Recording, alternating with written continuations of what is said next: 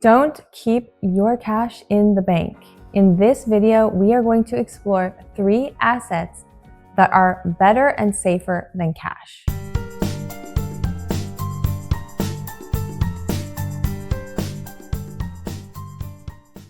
Hi everyone, welcome to my channel. My name is Helen. In today's video, we're going to look at 3 assets that are better and safer than cash, and this is the reason you do not want to keep your money in the bank.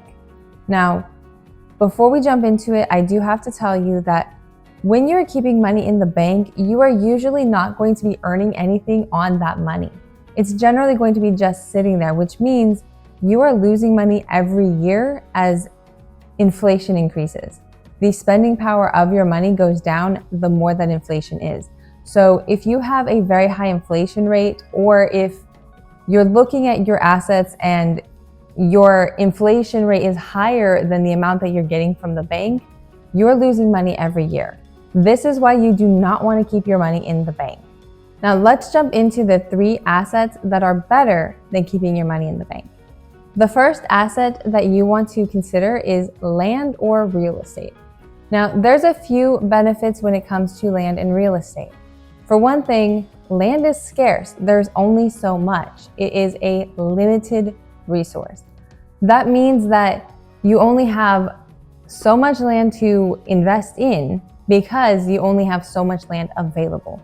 Now, obviously, the price of land is going to depend on where you live, what kind of location you're in, what kind of land is available, and also how much demand there is for the land in that location.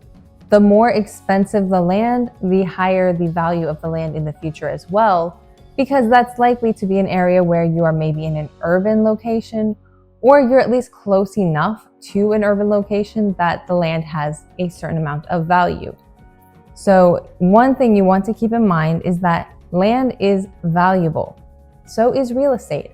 Now, real estate is a little bit different because it's not just land, it's also some kind of a building.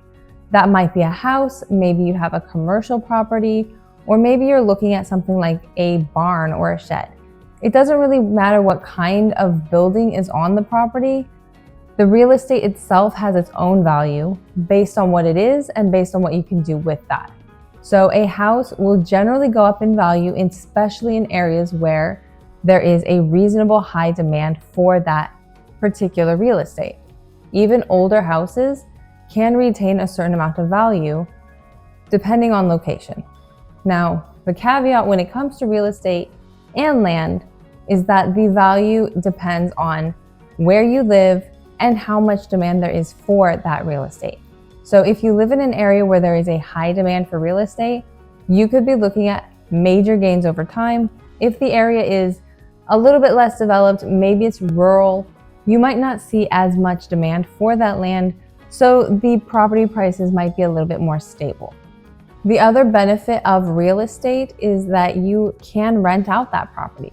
So rental properties can add value to your property by getting you some kind of an income. Now, of course, if you have a mortgage on that property, you might not get as much of a return by rental properties, but you will still have some kind of a return that is either paying for that mortgage, maybe it's paying a little bit more than your mortgage.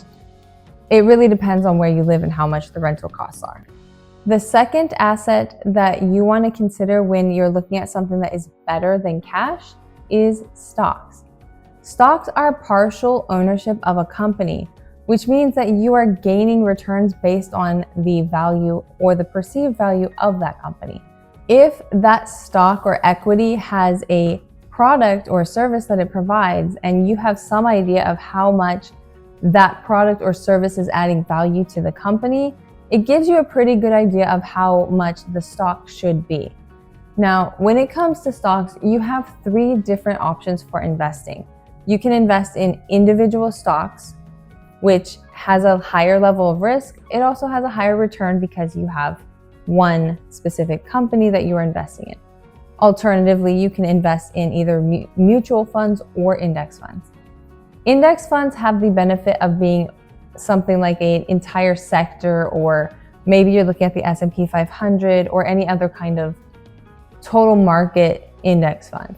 That means you are investing in multiple companies and the fees are generally low. If you invest in a mutual fund, you might have something that's a little bit more focused on a specific area of the market or a specific goal with the mutual fund, but it usually will have a little bit higher fees, so you'll want to keep that in mind when you're investing. Regardless of whether you are looking at individual stocks, mutual funds, or index funds, the stock market will usually have a higher return when compared to anything that you would put in the bank. So instead of keeping your cash in the bank, consider investing it into any kind of stock investment. Most of the time, you will see a return that exceeds inflation by a few percentage points, depending on what you are investing in specifically. If you are looking at something like the S&P 500, the return is usually going to fall somewhere between 10 and 12% on average over an extended period of time. Now, of course, the stock market does have risks. It can go up, it can go down. In a recession, you might lose that investment, but as long as you're still holding on to the investment and you're looking at long-term outcomes, you'll likely see that your long-term outcome in something like the S&P 500 or any other stock investings will be a little bit higher when compared to inflation or other considerations when it comes to cash. The third asset is precious metals. Precious metals are inversely related to the stock market. That means that when the stock market is going down and you're seeing a huge dip in the stock market, perhaps it's a recession or even just something is going on that is causing the stock market to go down, most of the time, gold, silver, or other precious metals will go up in value. An example of how gold actually hedges the risk of the stock market is when you look at the 2007-2008 recession, when the stock market was going down and continued to lose money, gold was actually going up in value. During the 2007 recession, gold's value actually went up by more than 20%. But if you look at the stock market in the same year, the stock market was actually going down. So since gold is often inversely related to the stock market, it means that it's great for hedging your risk. It means that when you are worried about the stock market going down and you don't want to lose all of your money, well, investing in precious metals will be a useful way to hedge that risk. You should also keep in mind that when it comes to the stock market and gold investing, you're not limited to just the precious metals that are often associated with hedging the risk in the stock market. You can also look into precious metal commodities.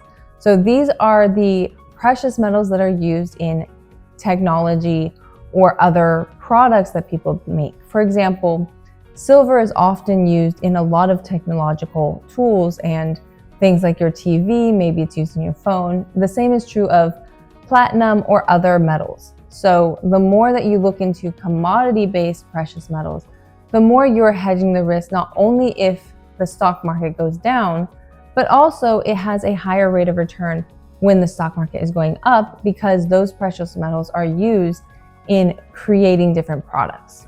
If you guys like this video, please subscribe and I will see you in the next one.